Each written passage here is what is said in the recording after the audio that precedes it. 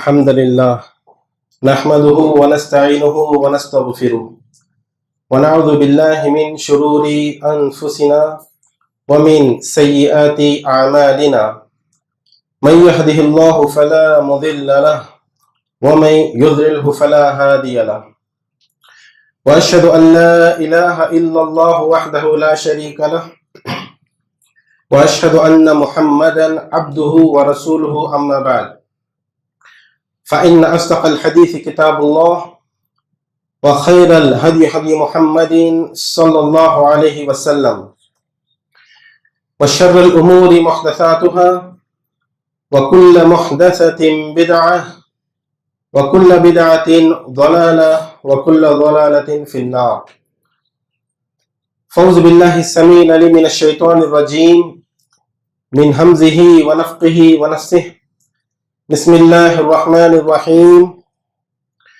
قاف والقرآن المجيد بل عجبوا أن جاءهم منذر منهم فقال الكافرون هذا شيء عجيب أإذا متنا وكنا ترابا ذلك رجع بعيد قد علمنا ما تنقص الأرض منهم وعندنا كتاب حفيظ. وقال الله تعالى عز وجل في موضع آخر: يا أيها الذين آمنوا اتقوا الله حق تقاته ولا تموتن إلا وأنتم مسلمون. يا أيها الناس اتقوا ربكم الذي خلقكم من نفس واحدة وخلق منها زوجها وبث منهما رجالا كثيرا ونساء واتقوا الله الذي تساءلون به والأرحام إن الله كان عليكم رقيبا. يا أيها الذين آمنوا اتقوا الله وقولوا قولا سديدا يصلح لكم أعمالكم ويغفر لكم ذنوبكم ومن يطع الله ورسوله فقد فاز فوزا عظيما. وقال نبينا صلى الله عليه وسلم: لا إيمان لمن لا أمانة له ولا دينا لمن لا عهد له. رواه أحمد. நிச்சயமாக எல்லாம் புகழும் அல்லாஹ்விற்கே உரியது. அவனையே நாம் புகழ்கிறோம், அவனிடமே நாம் உதவியும் தேடுகிறோம். இன்னும் அல்லாஹ் வேடத்தில் நாம் பாவ மன்னிப்பும் கோருகிறோம். எங்களுடைய கெட்ட எண்ணங்களை விட்டும் கெட்ட செயல்களை விட்டும் அல்லாஹ் வேடத்தில் நாம் பாதுகாப்பு தேடுகிறோம். அல்லாஹ் யாரை நேர்வை காட்டினானோ அவர்களை வழிகெடுப்பவர்கள் யாரும் இல்லை. அல்லாஹ் யாரை வழிகேட்டில் விட்டுவிட்டானோ அவர்களை நேர்வை காட்டுபவர்கள் யாரும் இல்லை. வணக்கத்திற்குரிய இவன் அல்லாஹ் ஒருவனை தவிர வேறு யாரும் இல்லை, அவனுக்கு இணை துணை வேறு யாரும் இல்லை என்று நான் சாட்சி கூறுகிறேன். இன்னும் முஹம்மது ரசூலுல்லாஹ் ஸல்லல்லாஹு அலைஹி வஸல்லம் அவர்கள் அல்லாஹ்வுடைய ஒரு அடிமை, அல்லாஹ்வுடைய ஒரு தூதர் என்றும் நான் சாட்சி கூறுகிறேன். காரியங்களில் மிக மிக கெட்டது மார்க்கத்தின் பேரில் புதுமைகளை உண்டாக்குவது, ஒவ்வொரு புதுமையான காரியமும் வழிகேடுகள், ஒவ்வொரு வழிகட்டும் நாளை மறுமையில நரகத்தில் கொண்டு போய் சேர்க்கும் என்று முஹம்மது ரசூலுல்லாஹ் ஸல்லல்லாஹு அலைஹி வஸல்லம் அவர்கள் தங்களுடைய ஒவ்வொரு சொற்பன் ஆரம்பத்திலும் சஹாபாக்களுக்கு நினைவூட்டார்கள். ஆக இந்த பொன்மை வைத்து இந்த ஜுமாரை தொடங்குகின்றேன். அன்பிற்கினவர்களே, முதலாவதாக நாம் அனைவர்களும் மூமின் என்ற அடிப்படையிலே விசேஷமான ஒரு சில விஷயங்கள் அல்லாஹ் ஜும்மா நிலையிலே வைத்திருக்கிறான். ஆக அந்த விஷயங்களை அறிந்து கொள்வது என்பது மிக அவசியமாக இருக்கிறது. முதலாவதாக நபிகள் ஸல்லல்லாஹு அலைஹி வஸல்லம் அவர்கள் கூறினார்கள், சூரியன் உதயம் நாட்களிலே, எப்படி சூரியன் உதயம் நாட்களிலே ஜும்மா நாள் தான் மிகச் சிறந்த நாளாகும். ஏன் என்று சொன்னால், அன்றுதான் ஆதம் அலைஹிஸ்ஸலாத்து வஸ்ஸலாம் அவர்களை அல்லாஹ் தன்னுடைய கரங்களால் படைத்தான். இன்னும் ஆதம் அலைஹிஸ்ஸலாத்து வஸ்ஸலாம் அவர்களை சொர்க்கத்திற்குள் நுழைவிக்க செய்தான். இன்னும் ஆதம் அலைஹிஸ்ஸலாத்து வஸ்ஸலாம் அவர்கள் செய்த பாவத்திற்கு அல்லாஹ் ஜும்மா நாளில் தான் மன்னிப்பை வழங்கினான். இன்னும் நபிகள் ஸல்லல்லாஹு அவர்கள் கூறினார்கள், மறுமை நாள் ஏற்படுவதும் ஜும்மா நாளில் தான் நிகழும் என்று கூறினார்கள். ஆக வாரத்திலே வரக்கூடிய அந்த ஒவ்வொரு ஜும்மாவிலும் அனைத்து படைப்பினங்களும் பயந்து நினைக்கிக் கொண்டிருக்குமாம், அல்லாஹ் இந்த ஜும்மா நாளிலே மறுமை ஏற்படுத்திடுவானா என்பதாக. ஆனால் 2 படைப்பினங்கள் அலட்சியமாக இருக்கிறார்கள் என்று நபிகளார் அவர்கள் கூறினார்கள். அந்த 2 படைப்பினங்கள் யார் என்று சொன்னால், மனித படைப்பினமும் ஜீன் படைப்பினமும். ஆக இந்த 2 படைப்பினங்கள் ஒரு சாதாரணமாக ஒரு நாளாக கருதி அதனை கழித்து விட்டு சென்று விடுகிறார்கள் என்று நபிலார் அவர்கள் கூறினார்கள். அன்பிற்கினவர்களே, வாரத்திலே ஒரு முறை ஜும்மா நாளிலே ஒரு சில நன்மை அல்லாஹ் வைத்திருக்கின்றான் பாருங்கள். யார் ஒருவர், நபிலார் அவர்கள் கூறினார்கள், யார் ஒருவர் தன்னை தூய்மைப்படுத்திக் கொண்டு, அதாவது குளித்துக் கொண்டு, சிறந்த ஆடை அணிந்து கொண்டு, நறுமணங்களை பூசி மிம்பரில் கத்தி பேறுவதற்கு முன்பு வந்து அந்த ஒரே செவி தாத்தி அமைதியாக கேட்டுவிட்டு அந்த ஜும்மாவை யார் பூர்த்தி செய்கிறார்களோ அவருடைய ஒரு வாரத்துடைய பாவங்களை அல்லாஹ் மன்னித்து விடுகின்றான் என்று இந்த உம்மத்துக்கு நற்செய்தி கூறினார்கள். அதே போல ஜும்மாவிலே ஒரு நேரம் இருக்கிறது, அந்த நேரத்தில் துவா செய்தால் நிச்சயமாக ஏற்றுக்கொள்ளப்படும், ஒருபோதும் மறுக்கப்படாது என்றும் நபிகள் ஸல்லல்லாஹு அலைஹி வஸல்லம் அவர்கள் கூறினார்கள். ஜும்மாவை பற்றியான சிறப்புமிக்க ஹதீஸ்கள் பல இருக்கின்றன. இத்தனை விஷயங்கள் நாம் அறிந்து கொள்ள வேண்டும். இன்னொரு கடைசியாக ஒரு ஹதீஸை கூறுகிறேன். என்ன என்று சொன்னால், நபிகள் ஸல்லல்லாஹு அலைஹி வஸல்லம் அவர்கள் கூறினார்கள், அல்லாஹ் முன்பு சென்ற உம்மத்திற்கு, யார் யூதர்கள் நசாராக்கள் இருக்கிறார்கள், யூதர்களுக்கு அல்லாஹ் என்ன செய்தான் என்று சொன்னால், ஜும்மா நாள் சிறப்பிற்குரிய நாளாக அல்லாஹ் வழங்கினான். அப்போது தந்த பிறகு அவர்கள் என்ன செய்தார்கள் என்று சொன்னால், அந்த யூத மக்கள் தனக்காக அந்த வெள்ளிக்கிழமை, அல்லாஹ் கொடுத்த அந்த வெள்ளிக்கிழமை மறுத்துவிட்டு தனக்கான அந்த சிறப்பிற்குரிய நாளாக அவர்கள் சனிக்கிழமை தேர்ந்தெடுத்து கொண்டார்கள். பிறகு அதற்கு பிறகு வாழ்ந்த அந்த கூட்டத்தார்கள் நசாராக்கள், கிறிஸ்தவர்களுக்கு அல்லாஹ் ஜும்மா நாள் சிறப்பிற்குரிய நாளாக வழங்கினான். அவர்களும் அதனை மறுத்துவிட்டு தனக்கான சிறப்பிற்குரிய நாளாக அவர்கள் ஞாயிற்றுக்கிழமை ஏற்றுக்கொண்டார்கள். பிறகு கடைசியாக வந்த இந்த உம்மத்திற்கு அல்லாஹ் ஜும்மா நாளை சிறப்பிற்குரிய நாளாக வழங்கிய போது எந்த ஒரு கருத்து வேறுபாடும் காண்பிக்காமல் அவர்கள் ஏற்றுக்கொண்டார்கள். ஆகவேத்தான் நபிகள் ஸல்லல்லாஹு அலைஹி வஸல்லம் இந்த உம்மத்திற்கு ஒரு நற்செய்தி கூறினார்கள், நஹ்னுல் ஆஹிரூன் அல் அவ்வலூன், நாம் கடைசியாக வந்த உம்மத், ஆனால் நாளை மறுமை நாளிலே கேள்வி கணக்கு மிக விரைவாக முடிக்கப்பட்டு சொர்க்கத்திற்குள் முதலாவதாக நுழைக்கக்கூடிய ஒரு கூட்டத்தார்களாக, ஒரு உம்மத்தாக இருக்கின்றோம் என்று இந்த உம்மத்திற்கு நற்செய்தி கூறினார்கள். எப்படி வெள்ளிக்கிழமைக்கு பிறகு சனிக்கிழமை ஞாயிற்றுக்கிழமை என்று வருகிறதோ, அது போல முன்பு சென்ற அந்த கூட்டத்தார்களை விட முன்பு நாம் சொர்க்கத்திற்குள் அனுமதிக்கப்படும் என்று நபிகள் ஸல்லல்லாஹு அலைஹி வஸல்லம் அவர்கள் கூறினார்கள்.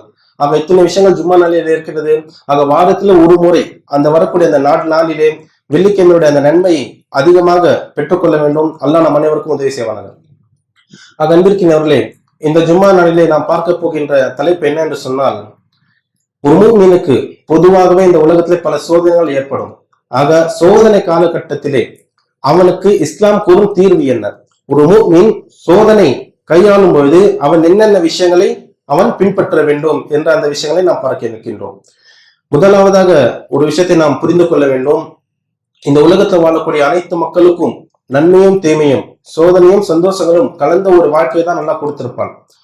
முதலாவதாக அல்லாஹ் என்ன செய்தான் என்று சொன்னால், சொர்க்கத்தையும் நரகத்தையும் படைத்தான். சொர்க்கத்தையும் நரகத்தையும் படைத்து விட்ட பிறகு வானவர்களுடைய தலைவர் ஜிப்ரீல் அலைஹிஸ்ஸலாத்து வஸ்ஸலாம் அவர்களை கட்டளையிட்டான், ஜிப்ரீலே, நான் என்னுடைய அடியார்களுக்கு படைத்து வைத்திருக்கக்கூடிய சொர்க்கத்தை பார்த்து வருகிறாங்க என்று அல்லாஹ் கட்டளையிட்டான். அப்போது ஜிப்ரீல் அலைஹிஸ்ஸலாத்து வஸ்ஸலாம் அவர்கள் சொர்க்கத்தை பார்க்கிறார்கள். சொர்க்கத்திற்குள் சென்று அதிலே ஒரு முஃமினுக்கு, நம்பிக்கையான அந்த மக்களுக்கு அல்லாஹ் என்னென்ன அருட்கொடைகளை வைத்திருக்கிறான், என்னென்ன இன்பங்களை வைத்திருக்கிறான் என்று அந்த சொர்க்கத்தை சுற்றி பார்க்கிறார்கள். அத்தனை விஷயங்களை பார்த்துவிட்டு அல்லாஹ்விடத்துல வந்து கூறுகிறார்கள், அல்லாவே, இந்த சொர்க்கத்தை பற்றி கேள்விப்படக்கூடிய யாருமே இதில் நுழையாமல் இருக்க மாட்டார்கள். நிச்சயமாக இதை அடைந்து கொள்வதற்கு என்னென்ன செய்ய வேண்டுமோ அனைத்து காரியங்களும், அனைத்து விஷயங்களும் செய்து விடுவார்கள் என்று ஜிப்ரீல் அலைஹிஸ்ஸலாத்து வஸ்ஸலாம் அவர்கள் அல்லாஹ்விடத்துல கூறினார்கள். இதற்கு அல்லாஹ் என்ன செய்தான் என்று சொன்னால், அந்த சொர்க்கத்தை சுற்றி பல இபாதத்துகள், அதே போல தன்னுடைய மனம் தன் ஏற்றுக்கொள்ளாத அந்த சதகாகள், ஜகாத்துகள் என்று அந்த விஷயங்கள் எல்லாமே சூழ வைத்தான், சோதனைகளை முதற்கொண்டு. அத்துணை விஷயங்களை எல்லாம் சூழ வைத்து பிறகு ஜிப்ரீல் அலைஹிஸ்ஸலாத்து வஸ்ஸலாம் அவர்களுக்கு கட்டளையிட்டான், ஜிப்ரீலை இப்போது போய் பார்த்து வருகிறார்கள். ஜிப்ரீல் அலைஹிஸ்ஸலாத்து வஸ்ஸலாம் அவர்கள் பார்க்கிறார்கள், ஒருவன் இந்த சோதனைகள், அந்த இபாதத்துகள், அந்த மனசுக்கு பிடிக்காத பல நல்ல விஷயங்கள், நன்மைகள் எல்லாம் செய்த பிறகுதான் சொர்க்கத்தை அடைய முடியும் என்ற இந்த விஷயத்தை அறிந்து கொண்டு ஜிப்ரீல் அலைஹிஸ்ஸலாத்து வஸ்ஸலாம் அவர்கள் அல்லாஹ்விடத்தில் வந்து கூறினார்கள், அல்லாஹ்வே, நான் பயப்படுகின்றேன், இந்த சொர்க்கத்துல யாருமே நுழையாமல் இருப்பார்களோ, யாருமே நுழைய மாட்டார்களோ என்று நான் பயப்படுகின்றேன் என்று அல்லாஹ்விடத்தில் கூறினார்கள். பிறகு அல்லாஹ் முதலாவதாக அந்த நரகத்தை படைத்து விட்ட பிறகு ஜிப்ரீல் அலைஹிஸ்ஸலாத்து வஸ்ஸலாம் அவர்களுக்கு கட்டளையிட்டான், ஜிப்ரீலே, இப்போது அந்த நரகத்தை போய் பார்த்து வருகிறார்கள் என்று கட்டளையிடும் போது, அப்போது வானவர்களுடைய தலைவர் ஜிப்ரீல் அலைஹிஸ்ஸலாத்து வஸ்ஸலாம் அவர்கள் அந்த நரகத்தை சுற்றி பார்க்கிறார்கள். என்னென்ன பாவத்திற்கு என்னென்ன தண்டனை, திருட்டுக்கு ஒண்ணு, விபச்சாரத்துக்கு ஒண்ணு, கொலைக்கு ஒண்ணு, இப்படி என்று அனைத்து பாவங்களுக்கும் என்னென்ன பாவத்துக்கு என்னென்ன தண்டனை இருக்கிறது, அத்துணை விஷயங்களும் கொடூரமான அந்த பாவங்களுக்கு தண்டனை பார்த்து விட்ட பிறகு அல்லாஹ்விடத்துல வந்து கூறினார்கள். என்ன சொன்னார்கள் என்று சொன்னால், அல்லாஹ்வே, நீ படைத்து வைத்திருக்கக்கூடிய இந்த நரகத்தை பற்றி யாரேனும் கேள்விப்பட்டால் நிச்சயமாக இதுல யாரும் நுழைய மாட்டார்கள். இதிலிருந்து தப்பிப்பதற்கு என்னென்ன வழிமுறைகள் இருக்கிறதோ அந்த அனைத்து வழிமுறைகளையும் பின்பற்றி இதனை விட்டு தப்பித்துக் கொள்வார்கள் என்று ஜிப்ரீல் அலைஹிஸ்ஸலாத்து வஸ்ஸலாம் அவர்கள் அல்லாஹ்விடத்தில் கூறினார்கள். பிறகு அல்லாஹ் என்ன செய்தான் என்று சொன்னால், அந்த நரகத்தை சுற்றி பல மனோச்சைகள், ஆசைகள், பாவங்களை வைத்து அல்லாஹ் சூழ வைத்தான். ஆக அந்த விஷயங்களை வைத்து சூழ வைத்த பிறகு ஜிப்ரீல் அலைஹிஸ்ஸலாத்து வஸ்ஸலாம் அவர்களுக்கு இரண்டாவது முறையாக கூறினார், இப்போது சென்று பார்த்து வருகிறார்கள் என்று கட்டளையிடும் போது, அப்போது ஜிப்ரீல் அலைஹிஸ்ஸலாத்து வஸ்ஸலாம் அவர்கள் பார்க்கிறார்கள். பார்த்துவிட்டு அல்லாஹ்விடத்தில் கூறினார்கள், அல்லாஹ்வே, நான் பயப்படுகிறேன், அனைத்து மக்களும் நரகத்திலே நுழைந்து விடுவார்களோ என்று நான் பயப்படுகின்றேன் என்று கூறினார்கள். ஆக அன்பிற்குரியவர்களே, இந்த ஹதீஸை பொறுத்த வரைக்கும் ஒரு விஷயம் நாம் உணர்ந்து கொள்ள வேண்டும். சொர்க்கம் என்று ஒரு மூமினுக்கு அல்லாஹ் கொடுத்தான் என்று சொன்னால், இந்த உலகத்துல பல சோதனைகளை கடந்து விட்ட பிறகுதான், பல விஷயங்களை அவன் கையாளின பிறகுதான் அவனுக்கு அந்த ஒரு பொக்கிஷமே அல்லாஹ் கொடுப்பான். இந்த ஒரு விஷயத்தில் நாம் உறுதியாக இருக்க வேண்டும்.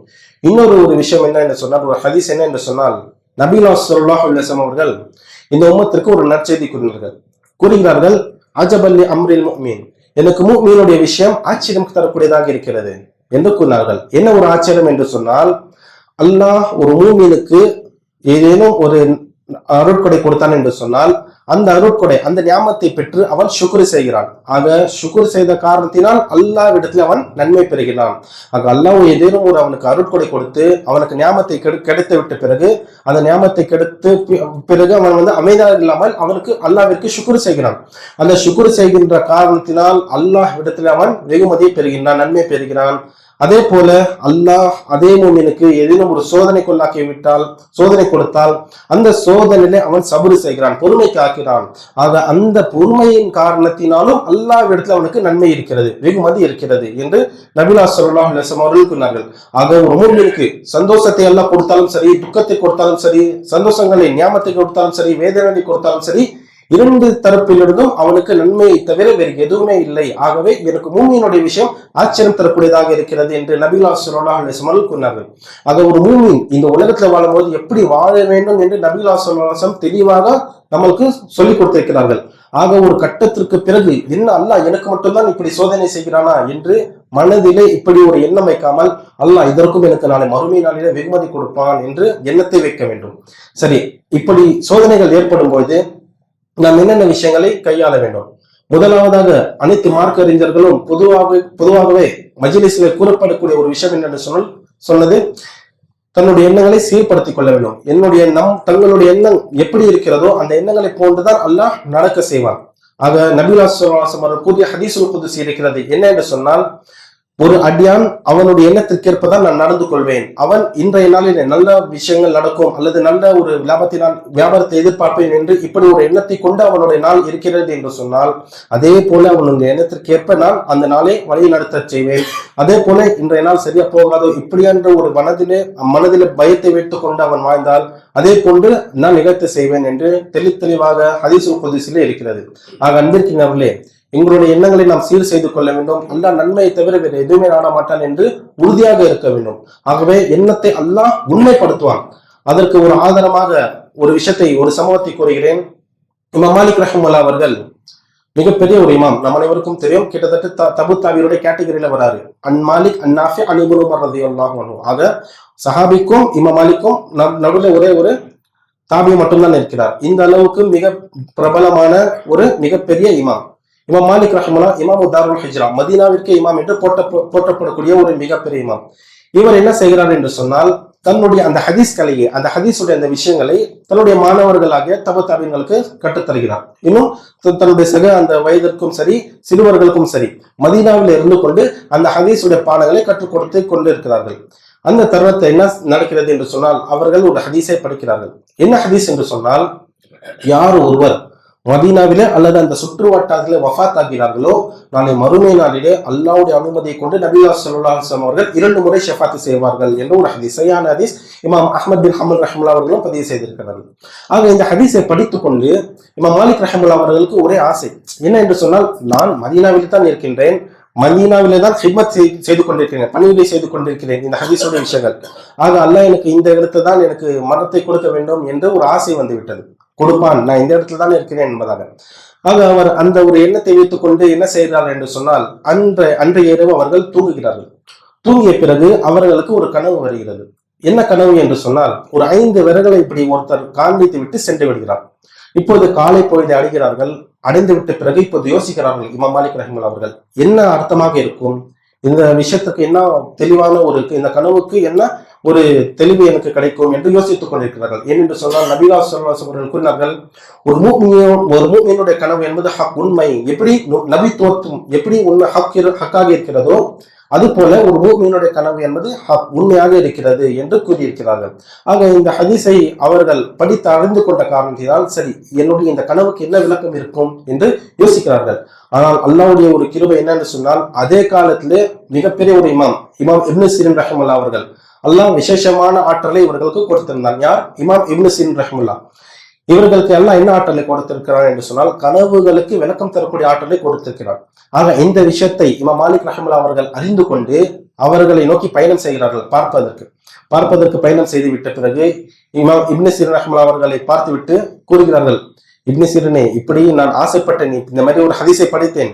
இந்த ஹதீஸிலே இப்படி மதீனாவில் யார் இறந்து போகிறார்களோ நாளை மறுமை நாளே 2 முறை ஷஃபாத் கிடைக்கும் என்று இந்த சிறப்புமிக்க ஒரு ஹதீஸை நான் படித்துக்கொண்டு ஆசை வைத்தேன் மனதிலே. ஆகவே எனக்கு கனவுல 5 விரல்களை காண்பித்த ஒரு நபரை வந்துவிட்டார். ஆக என்ன அர்த்தம்? நான் இன்னும் 5 வருடம் உயிரோடு இருப்பேனா அல்லது 5 மாதங்கள் எனக்கு அல்லாஹ் ஹயாத்தா வைப்பானா, என்ன அர்த்தம் என்று எனக்கு தெரியவில்லை, நீங்கள் எனக்கு தெளிவுபடுத்துங்கள் என்று கூறும்போது, அப்போது இமாம் இப்னு சீரின் ரஹ்மத்துல்லாஹி அவர்கள் கூறுகிறார்கள், இமாம் மாலிகே, என்ன உங்களுக்கு தெரியாதா, அல்லாஹ் கடைசியா சூரத்துல் லுக்மானிலே கடைசி வசனத்தை கூறுகிறான் அல்லவா, இன்னல்லாஹ இன்தஹு இல்முஸ் ஸாஅத்தி வ யுனஸ்ஸிலுல் கைஸ் வ யஅலமு மா ஃபில் அர்ஹாம் வ மா தத்ரி நஃப்ஸு மாதா தக்ஸிபு கதா வ மா தத்ரி நஃப்ஸு பி ஐயி அர்தின் தமூத். 5 விஷயங்களுடைய ஞானம் அல்லாஹ்வை தவிர வேறு யாரும் அறிய மாட்டார். அந்த 5 விஷயங்கள் என்ன என்று சொன்னால், இன்னல்லாஹ இன்தஹு இல்முஸ் ஸாஅ, மறுமை நாள் எப்போது நிகழும் என்று அல்லாஹ்வை தவிர வேறு யாரும் அறிய மாட்டார்கள். வ யுனஸ்ஸிலுல் கைஸ், இன்னும் மழை எப்போது பொழியும் எப்போது பொழியாது, எத்தனை துளிகள் பொழியும் என்று மழையை பற்றிய துல்லியமான விவரம் அல்லாஹ்வை தவிர வேறு யாரும் அறிய மாட்டார். வயஅலமு மா ஃபில் அர்ஹாம், மூன்றாவதாக ஒரு தாயின் கருவில் இருக்கக்கூடிய அந்த சிசு ஆனா பெண்ணா முதற்கொண்டு சொர்க்கவாசியா நரகவாசியா, இந்த உலகத்துல உன்னோட ரிஸ்க் எவ்வளவு இருக்கும் என்று அனைத்து விஷயங்களும் அல்லாஹ்வை தவிர வேறு யாரும் அறிய மாட்டார். 4வது விஷயம், ஓமா தத்ரி நஃப்ஸு மாதா தக்ஸிபு கதா, ஒரு ஆத்மா நாளைக்கு நாள் என்ன சம்பாதிக்கும் என்று சொல்ல முடியாது, யாருக்கும் அறிய முடியாது அல்லாஹ்வை தவிர. ஓமா தத்ரி நஃப்ஸு பி ஐயி அர்தின் தமூத், ஒரு ஆத்மாவிற்கு அல்லாஹ் எந்த இடத்துல மரணம் தருவான் என்பதை யாரும் அறிய மாட்டார் அல்லாஹ்வை தவிர. ஆக இந்த 5 விஷயங்களுடைய ஞானம் அல்லாஹ்வை தவிர யாரும் அறிய மாட்டார் என்ற இந்த விளக்கத்தை கொடுக்கிறார்கள். கொடுத்துவிட்ட பிறகு இமாம் மாலிக் ரஹ்மத்துல்லாஹி அவர்கள் புரிந்து கொள்கிறார்கள், சரி அப்போது எனக்கு எந்த இடத்துல மரணம் வருவது என்பது அல்லாஹ்வை தவிர யாரையும் அறிய மாட்டார் என்று புரிந்து கொண்டு அவர்கள் மீண்டும் மதீனாவிற்கு சென்று தன்னுடைய அந்த ஹித்மத்துகளை, அந்த பணிகளை ஆரம்பிக்கிறார்கள். அதே போல ஹதீஸ்களை சொல்லிக் கொடுக்கிறார்கள். பிறகு ஒரு காலத்திற்கு பிறகு அல்லாஹ் அவர்களுடைய எண்ணத்திற்கு ஏற்ப, உண்மையான தூய்மையான எண்ணத்திற்கு ஏற்ப அதே போல மதீனாவிலே அல்லாஹ் வஃபாத்தை கொடுக்கிறார். ஆக அன்பிற்கிறவர்களே, எண்ணம் உண்மையாக இருந்தால் அல்லாஹ் அதனை நடத்த செய்வான். நம்ம அனைவருக்கும் தெரியும் பிரபலமான ஒரு ஹதீஸ், என்ன, ஒரு போரில நபித்தோழர் வந்து அல்லாஹ்வின் தூதர் ஸல்லல்லாஹு அலைஹி வஸல்லம் கூறினார்கள், அல்லாஹ்வின் தூதரே, இந்த போரிலே இந்த இடத்துல அம்பு பாய்ந்து நான் ஷஹீதாக வேண்டும் என்று அவர் கூறிய அந்த சம்பவத்தில் நாம் அனைவரும் அறிந்து இருக்கிறோம். அப்போது கூறிய பிறகு என்ன நடக்கிறது? போர் நடக்கிறது. போர் நடந்து விட்ட பிறகு சஹாபாக்கள் அந்த நபரை கொண்டு வருகிறார்கள் அல்லாஹ்வின் தூதர் ஸல்லல்லாஹு அலைஹி வஸல்லம் இடத்துல. கொண்டு வந்த பிறகு அவர் எப்படி அந்த இடத்தை செய்கை செய்து காண்பித்தாரோ தன்னுடைய கைத்தின் பக்கம், அதே போல அதே இடத்துல அம்பு பாய்ந்து அவர் ஷஹீதாகி இருக்கிறார்.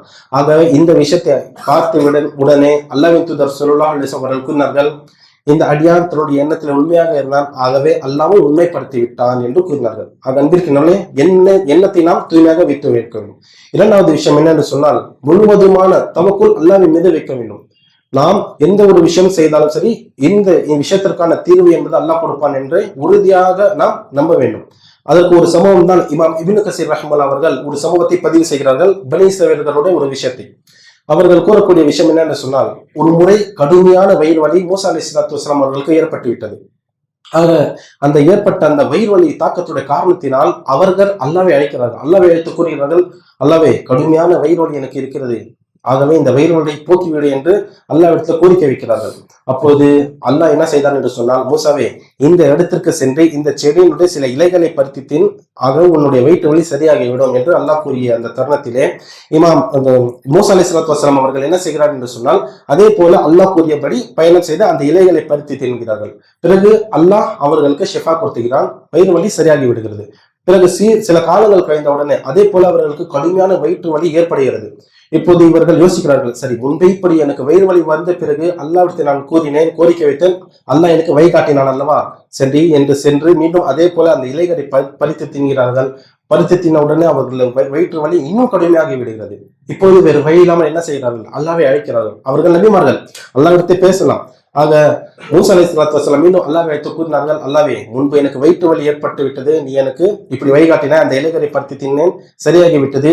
மீண்டும் இரண்டாவது முறை இப்படி எனக்கு ஏற்பட்டு விட்ட பிறகு நான் அந்த இலைகளை பறித்து தின்னும் போது எனக்கு இன்னும் அதிகமாக அந்த வயிற்று வலி கடுமையாகி விட்டது, என்ன காரணம் என்று கேட்கும்போது அப்போது அல்லாஹ் கூறினானாம், என்ன என்று சொன்னால், மூசாவே இதற்கு முன்பு நான் உனக்கு கட்டளையிடும் போது அதிலே ஷிஃபா வைத்திருந்தேன், நிவாரணம் வைத்திருந்தேன், ஆனால் இந்த தடவை நான் நிவாரணம் வைக்கவில்லை என்று கூறினார்கள்.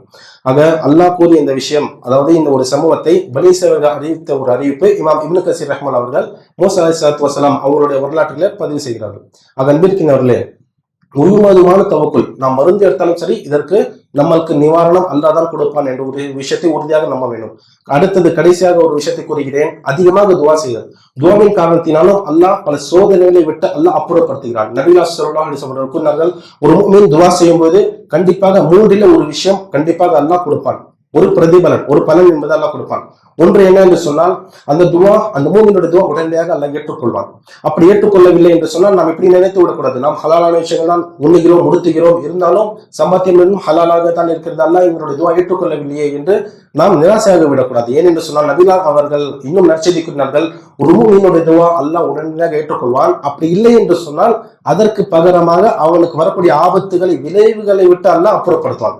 சரி, இப்படியும் நடக்கவில்லை என்று சொன்னால் மூன்றாவதாக நிச்சயமாக நாளை மறுமை நாளிலே அந்த மூமினுக்கு மிகப்பெரிய ஒரு நன்மையாக மாற்றி, அதாவது அந்த அவன் செய்த இந்த உலகத்திலே அந்த துவாக்கள் மிகப்பெரிய நன்மையாக மாற்றி மறுமை நாளிலே அவனுக்கு கொடுக்கப்படும். ஆக அடியான் அந்த ஒரு நன்மையை வாங்கிட்ட பிறகு, அதாவது அடைந்து விட்ட பிறகு கூறுவானாம் அல்லாஹ்விடத்து, அல்லாஹ்வே இவ்வளவு பெரிய நன்மை இந்த உலகத்தில் வாழும்போது நான் செய்யவில்லை, எனக்கு எப்படி கிடைத்தது என்று கேட்கும்போது அப்போது அல்லாஹ் கூறுவானாம், அடியானே இந்த உலகத்தில் வாழும்போது நீ துவா செய்தல்லவா, அதற்கு பகரமாகத்தான் உனக்கு இந்த வெகுமதி கிடைத்தது என்று அல்லாஹ் கூறுவான். ஆக அன்பிற்கிறவர்களே, நிச்சயமாக மூன்றில் ஒரு பலன் என்பது இருக்கிறது. அதிகமாக துவா செய்ய வேண்டும், முழுவதுமான தவக்குல் அல்லாஹ்வின் மீது வைக்க வேண்டும், தூய்மையான எண்ணத்தை நாம் நல்லதே நாட வேண்டும், நல்ல விஷயங்களே எண்ண வேண்டும். ஆக இத்தனை விஷயங்கள் என்பது சோதனைக்கு தீர்வாக இருக்கிறது. அல்லாஹ்விற்கு துவா செய்கிறேன், அல்லாஹ் நம் அனைவர்களையும் சோதனைகளை விட்டு பாதுகாப்பானாக. ஆமீன். அக்கூலு கௌலி ஹாதா அஸ்தக்ஃபிருல்லாஹ் லி வ லக்கும் வ லிஸ்ஸாயிரில் முஸ்லிமீன அஜ்மஈன் வஸ்தக்ஃபிரூஹு இன்னஹு ஹுவல் கஃபூருர் ரஹீம்.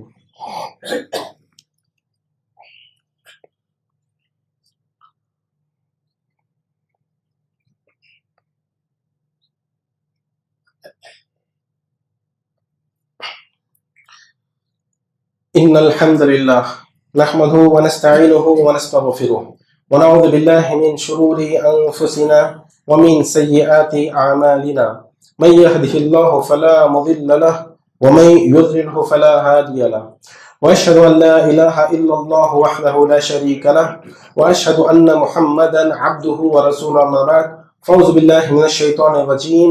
إن الله وملائكته يصلون على النبي يا أيها الذين آمنوا صلوا عليه وسلموا تسليما.